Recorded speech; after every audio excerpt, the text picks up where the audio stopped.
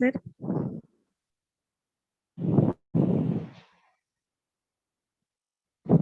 Okay, sir. Good afternoon to one and all present here.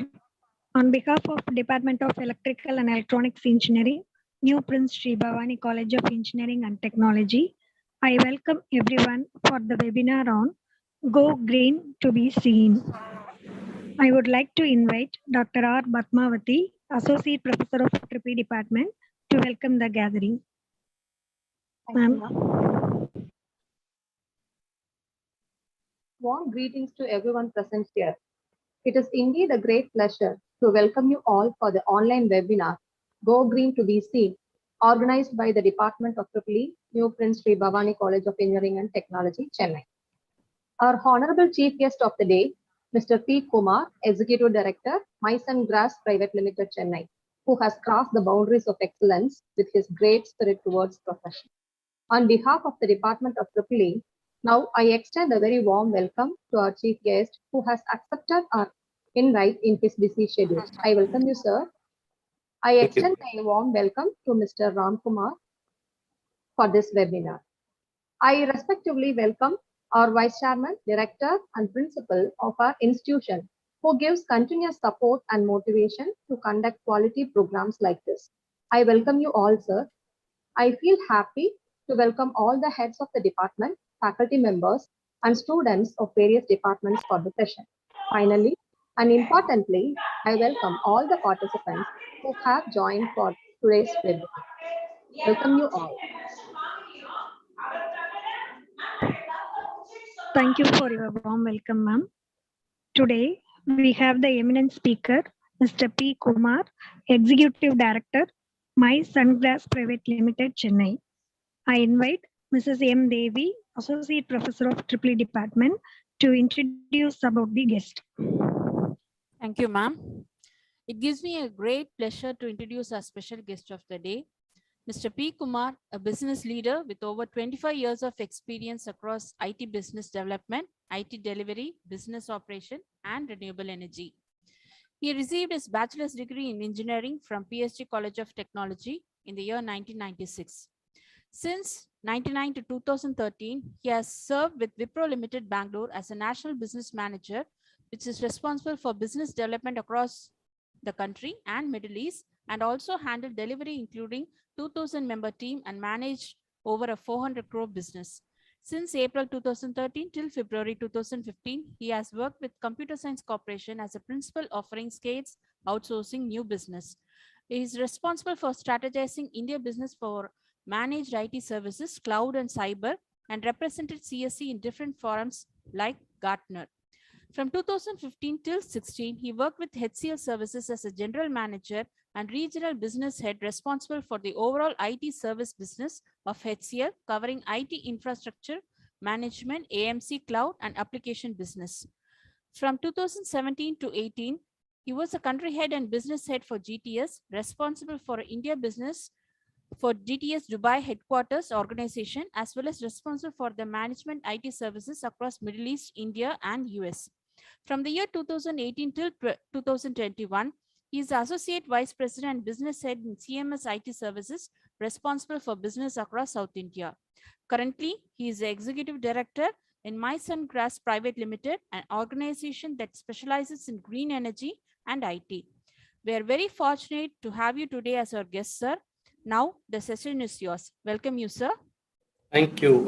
Thank you, madam. Thank you, everyone. Thanks for the introduction. I've also got my colleague, Ram Kumar, who's also an executive director in Mice and Grass, who comes up with 30 plus years of experience in the industry, both in IT as well as in green energy.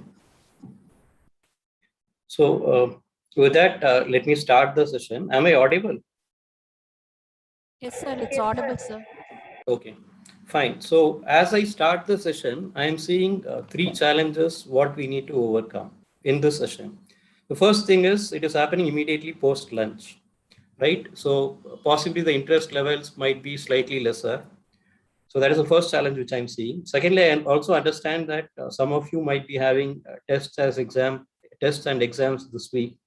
So there can be a drop in the interest level. And thirdly, today happened to be 14th of February. So people might have their own personal priorities as well. But as always, like the way renewable energy has been able to overcome, helping the organization, helping the country to overcome challenges associated with climate, we are confident that we'll be able to overcome the challenges as we progress. With that, let me start with the presentation.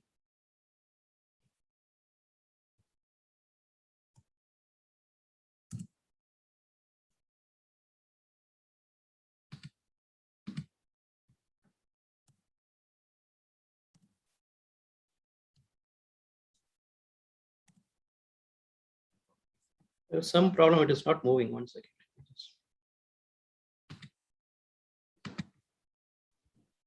So slide share only or having no, sir? Yeah, I put it as slide share only. Okay.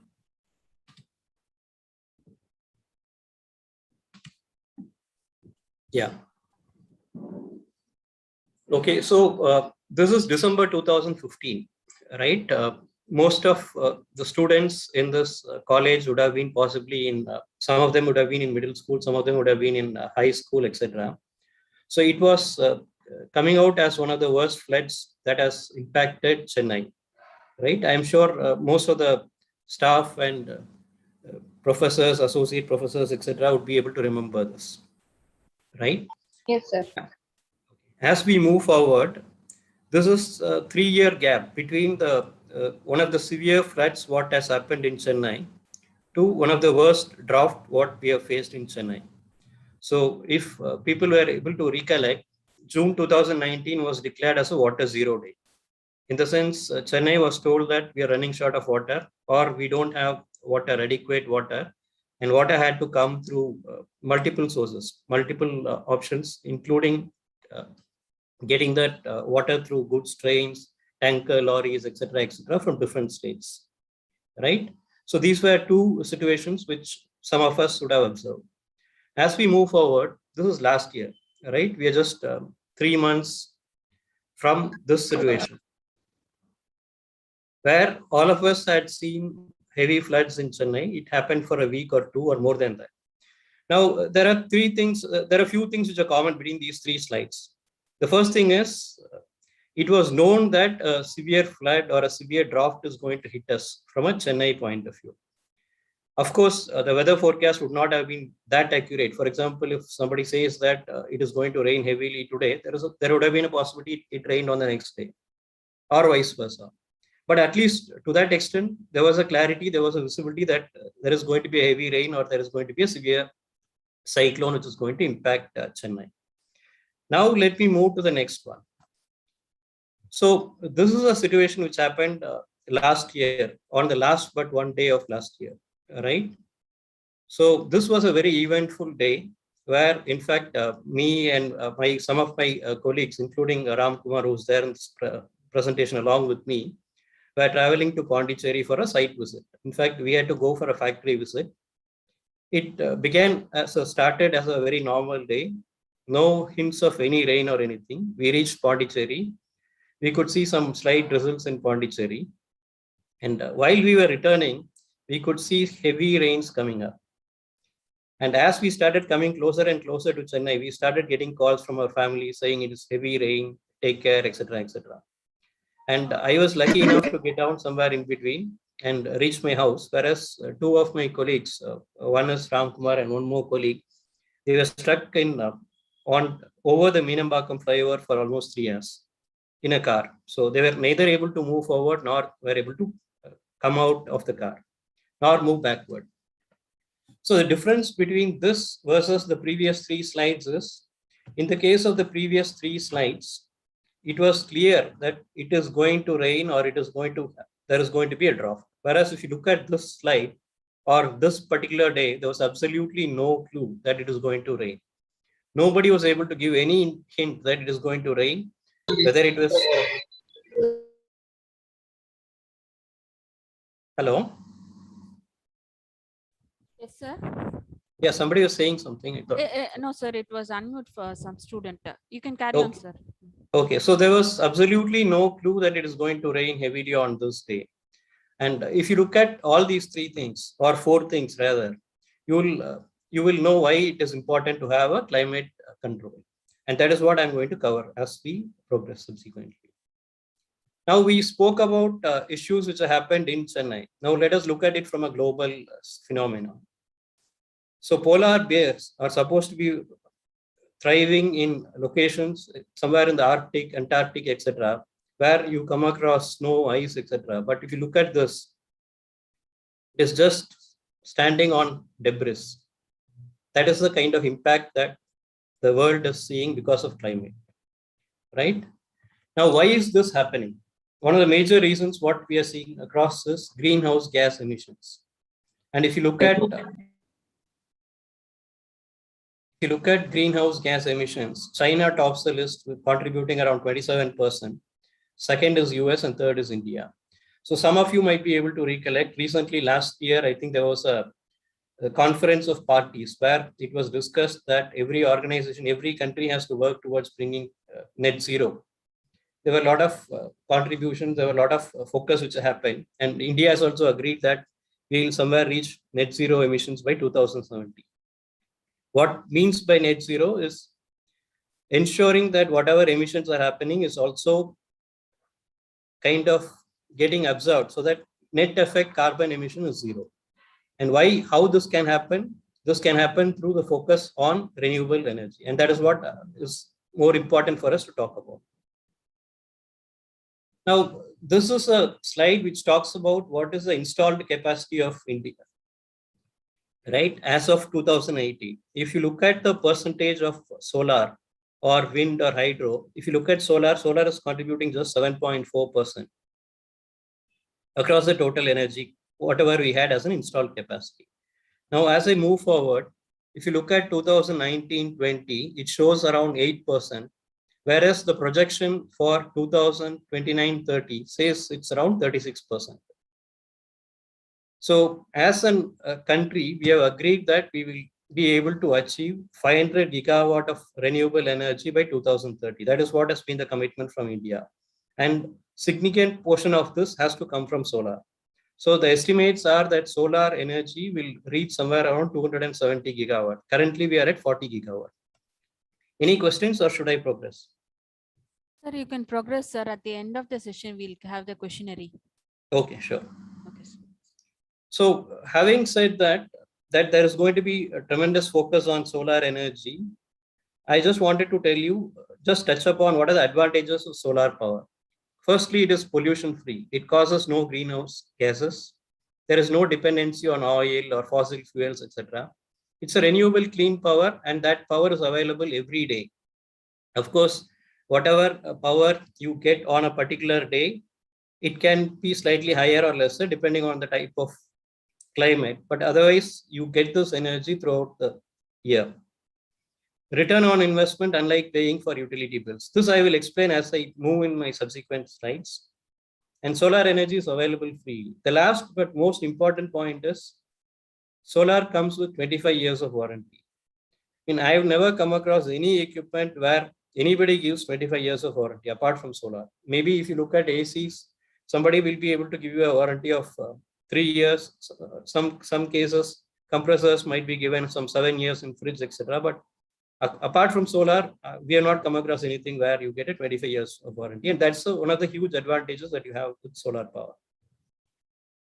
Now, having spoken about the advantages of solar power, we need to see what is that available as an energy reserve. Now, if you look at the energy categories into two things, one is non-renewable energy and second is annual global renewable energy. The total global non-renewable energy put together is around 10 million terawatt hours. And if you look at the note, it says 1 terawatt hour is equal to 1 billion kilowatt hours. Whereas the energy that you will be able to produce from solar is around 350 million. So if you can see this, it's 35 times a year, and this is just from a 1 year point of view. Whereas if you look at non-renewable energy sources, this is for the whole, whatever duration, what is applicable. So you can easily find out that the availability of solar power is tremendous compared to any source of energy. And that is why there is tremendous focus on solar, as well as it is pollution free. Now, having explained about why solar is required, how do we adopt solar, etc. I am just trying to cover what are the different models of solar power available.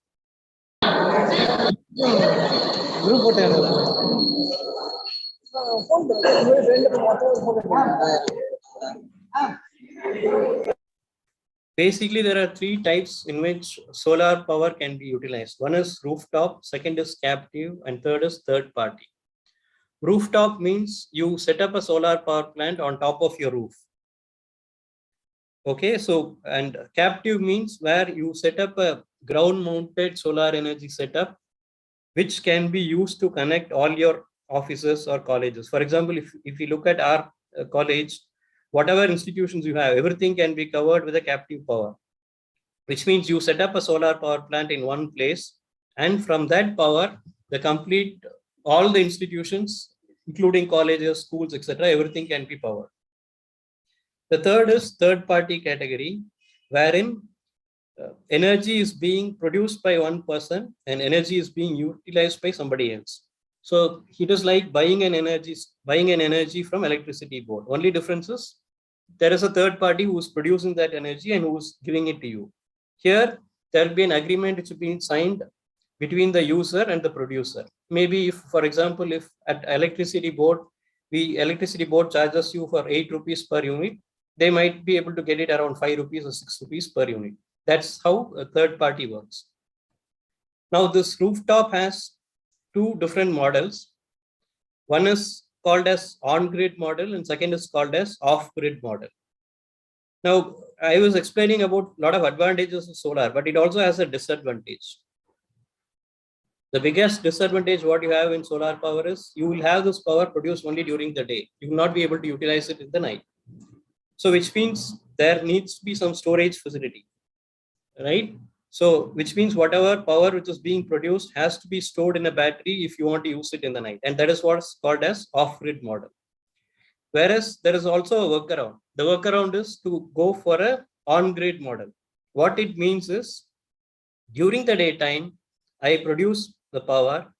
During the night, whatever I consume, including that, I produce it in the day. For example, assuming I am consuming, say, 10 units of power in the day and say 10 units of power in the night, I will produce 20 units of power in the daytime itself.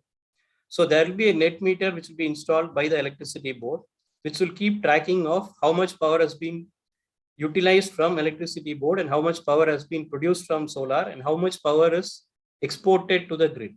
So here the term export means whatever power which has been produced in excess of which is being used is kind of exported to the grid. So at the end of the month, we'll be able to find out how much power we are utilized from the grid and how much power we have been exporting. So this calculation will go on for a year through the net meter, and within the year, we'll be able to offset. For example, in a particular month, assuming I have used, say, 100 units of power in excess, the next month, if I produce 100 units of power more, then I need not make any payment. So this is the advantage, and this is the beauty of this on-grid model. It's a clear workaround. So typically what happens is, if you look at a lot of houses, you have ACs, right? ACs will be used in the night. Whereas the solar power, whatever you produce is in the day. So the workaround is you produce more power during the day.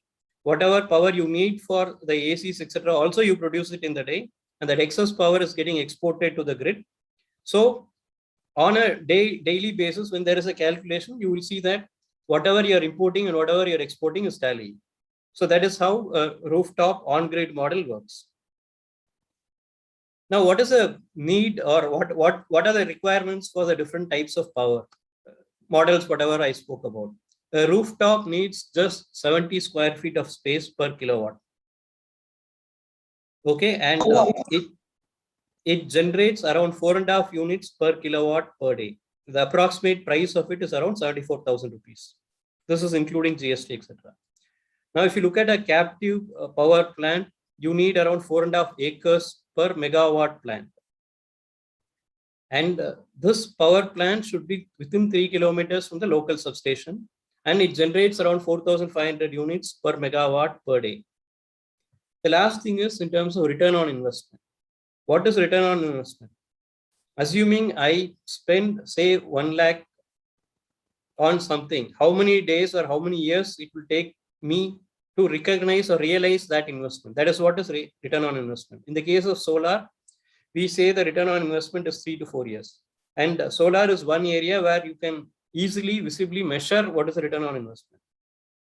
If you look at normally, even if you look at IT, it is difficult to find out what is the return on investment, whereas in solar, easily you can calculate and define what is going to be a return on investment.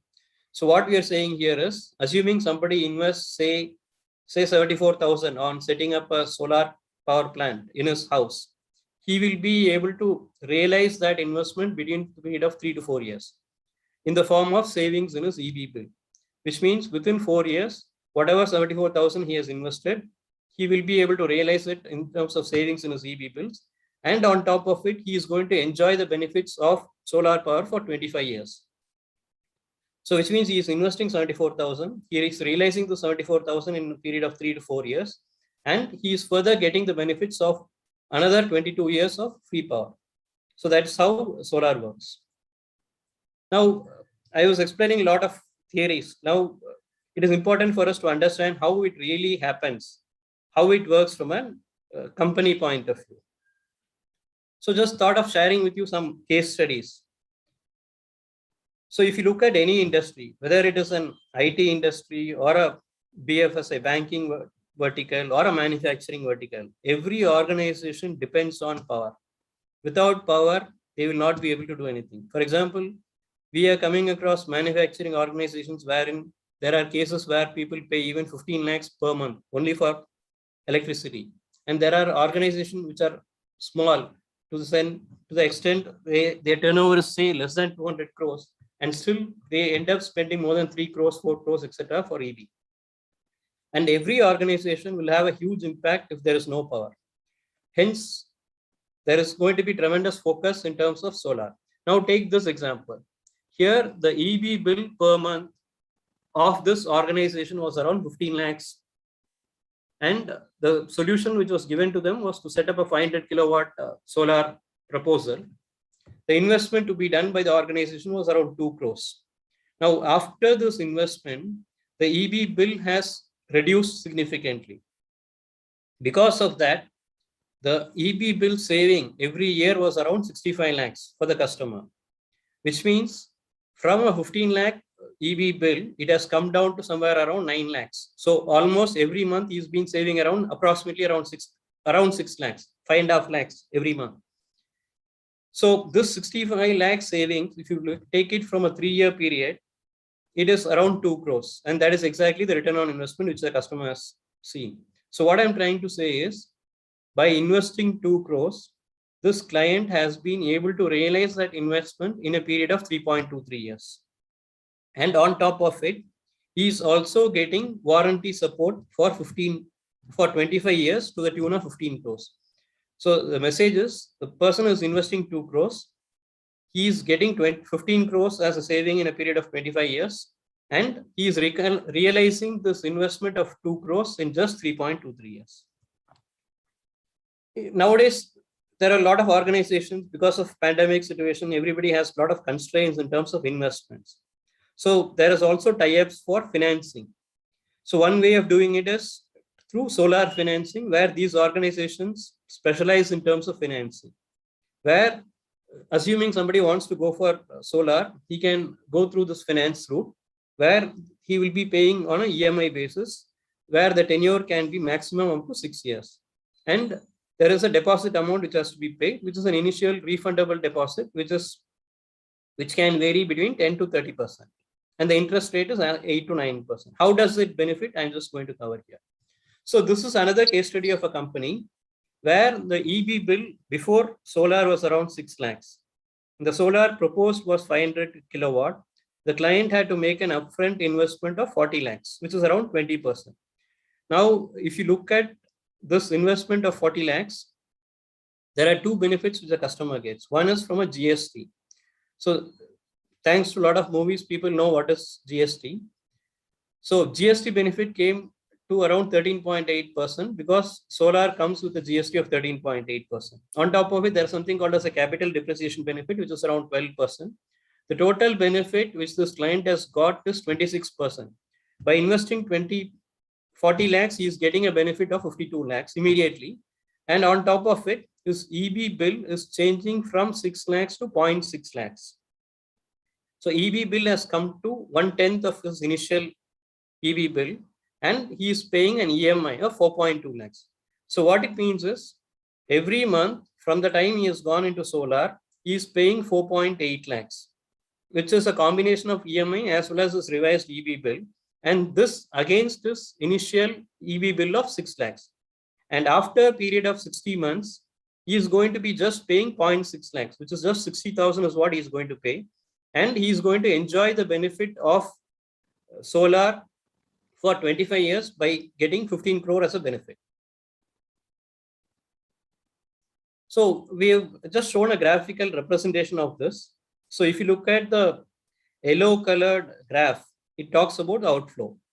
So the total outflow of the customer is dropping from 6 lakhs to somewhere around 4.8. It consistently is around 4.8. And after 60 months, it further drops down. It comes down to 0.6 lakhs because this EMI gets over. So this is the beauty of solar.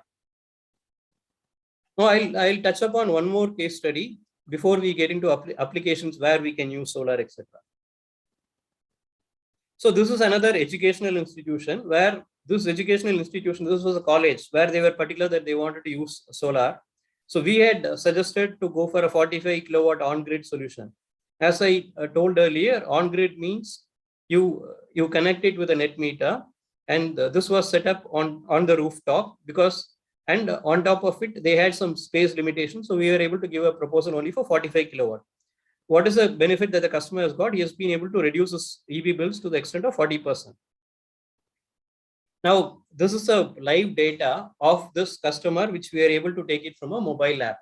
So this shows that around 243 megawatt hour was the production, out of which was the consumption, out of which 74 megawatt hour was the production from solar, which is around 40%. So whatever was this consumption, out of that 40% was being produced through solar. Now this application gives you not only this, but also quantifies, gives you in terms of what is the saving on carbon emissions. So this you can find out that the carbon emission saving is around 39.29 tons. And this is equivalent to having 1,007 trees. And this is equivalent to traveling 981 kilometers by air.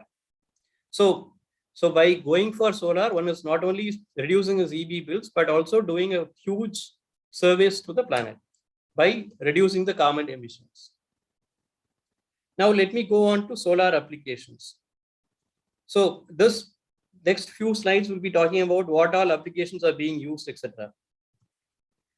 This was the college which I spoken about. So this was a 45 kilowatt solar on-grid solar solution for one of the colleges in Chennai, which we had set it up, which helped the customer to get a benefit of reducing the EB bill to the extent of around 40% to the initial thing.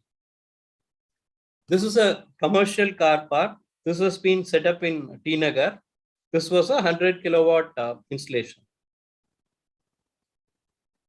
So while some of us might be feeling that solar is known only in the urban spaces, but the reality is there are a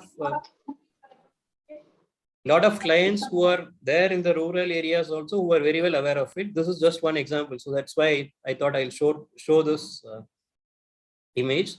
This is an image of a solar installation which we have done in one of the remote villages in around Pudukkottai. So I'd shown a few implementations or installations, whatever we have done. So I also thought I should show you some other areas where solar can be utilized. So this is a solar pumping system which we have set up in a place called Ponmar. So this was just an image when the work was in progress. This was, if I recollect, it was a 2 HP pump which needs to be supported through solar, which we had worked it out.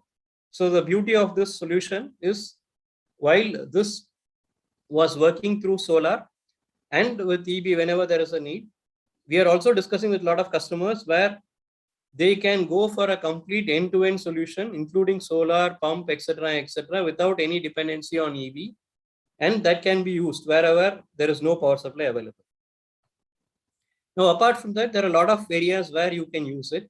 So this is just some examples of using it for marking boundaries. In fact, we were also trying to discuss with a customer in a remote village around Madurai, where they wanted to do solar fencing to avoid animals entering into their territory. Similarly, solar fencing is also being used in airports.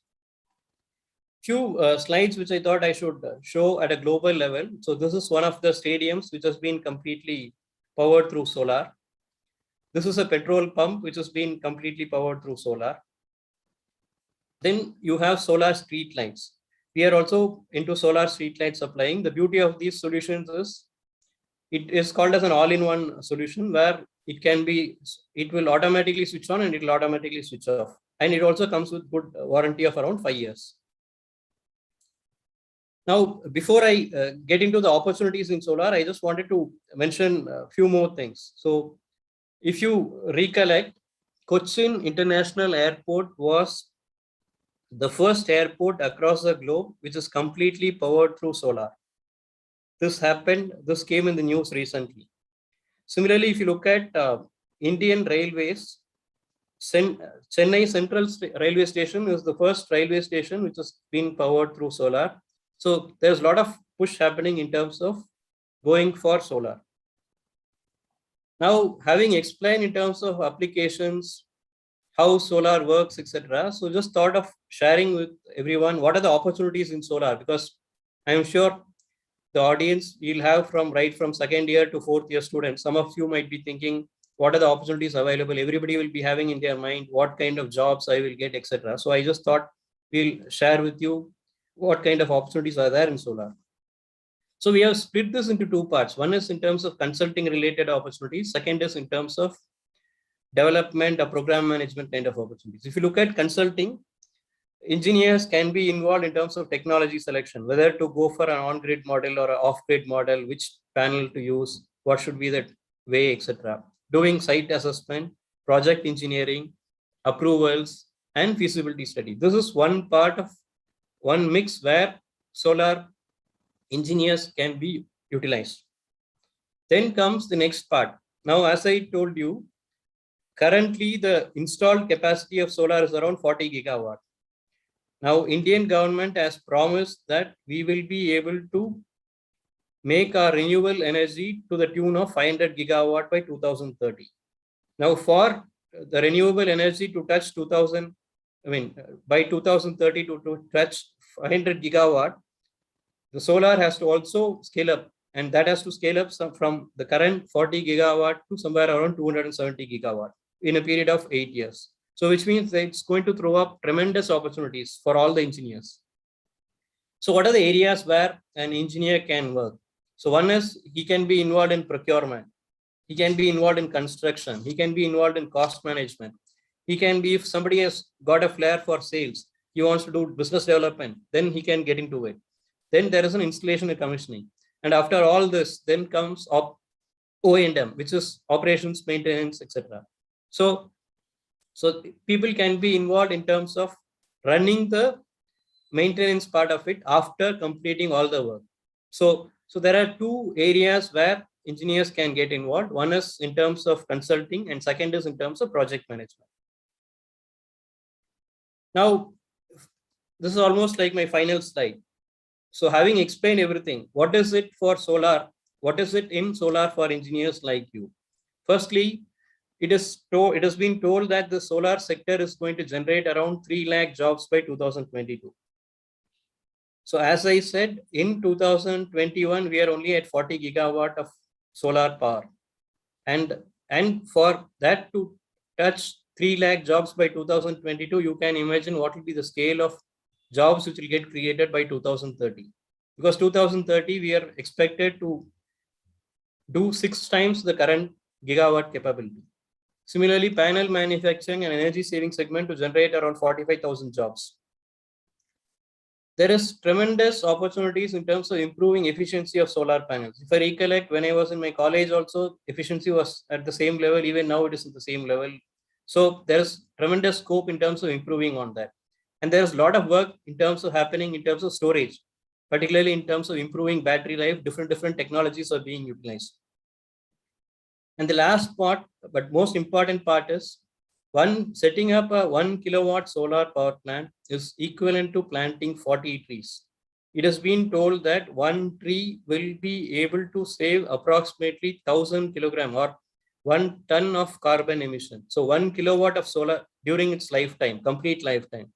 And 1 kilowatt solar power plant is equivalent to planting and supporting 40 trees for their lifetime. So what it means is somebody who is wanting to venture into solar, it gives them a satisfaction that they are working responsibly towards the environment and towards the society. With that, I kind of conclude my presentation. Wish you all the best. Thank you. Thank you, sir. Thank you for your informative speech about solar plant implementation and its benefits. And actually, we have received some queries from participants through chat box, sir. So Okay. I would like to invite Dr. S. Sendil Kumar, Professor of Triple Department, to communicate that queries to you, sir. Sure. Good afternoon, sir. Good afternoon, sir. Sir, regarding that the questions from the students, sir. Yeah. One is the opportunity, sir, that have been defined, sir. Question number one. The second one is how we can able to manage the cost, sir. The cost that is installation of the solar power plant. Cost, how we can manage the cost. Manage the cost, sir. Okay, so as I said earlier, Yes. setting up a 1 kilowatt solar power plant costs somewhere around 70,000 rupees. Okay, if it is a on-grid model, if it is an off-grid model, it costs somewhere around 95,000 rupees. And this is a complete price, including the installation, setting up, procurement, everything put together. And as days progress, as of now, the indications what we are getting is the cost of panels will go up, but after some time, maybe it can always be reduced. When globally, when from an India point of view, when you are saying that 40 gigawatt of solar power has to reach to 270 gigawatt of solar power, obviously there will be a lot of push. Now, a lot of organizations are investing in terms of solar. So you would have seen Adani has been investing, Reliance has ventured into it. There are so many players, Tata is already into it. There are so many players with more and more investments coming, the cost will come down. Ram, you want to add to this?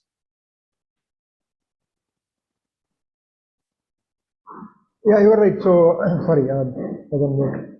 So this rise is expected temporarily because of the government policies. So, but we are expecting it to stabilize, say 6 years, 6 months or a year down the line. Then, as the technologies grow and investment pumps are pumped in, we are expecting the prices to come down.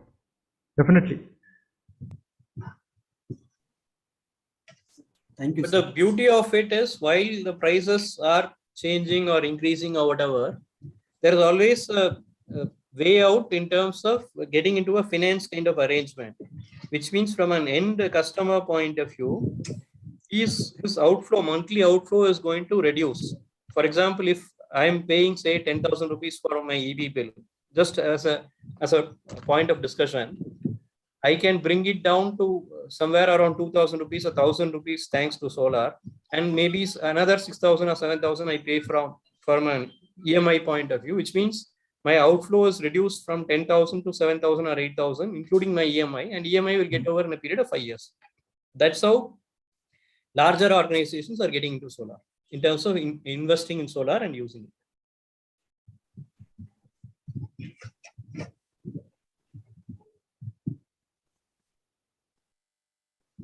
Hello. Thank you, sir. Thank you, sir. Thank you for your knowledge sharing and clarifying our doubts, sir.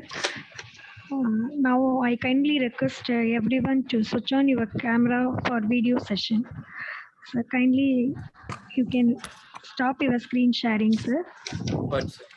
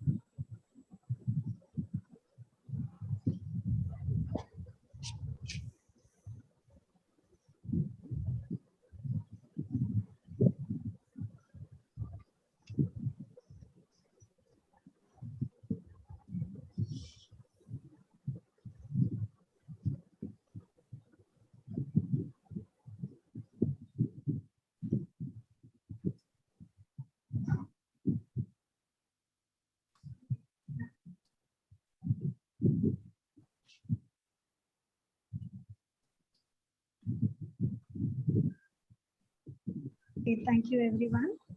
Now I would like to invite Dr. R. Venkatesh Subramanian, Associate Professor of EEE Department, to propose a vote of thanks. Thank you, ma'am. So good afternoon, sir. Good afternoon. Yes, good afternoon, one and all present here. On behalf of our EEE department, it gives me an immense pleasure to deliver vote of thanks for this event to all personalities participated here.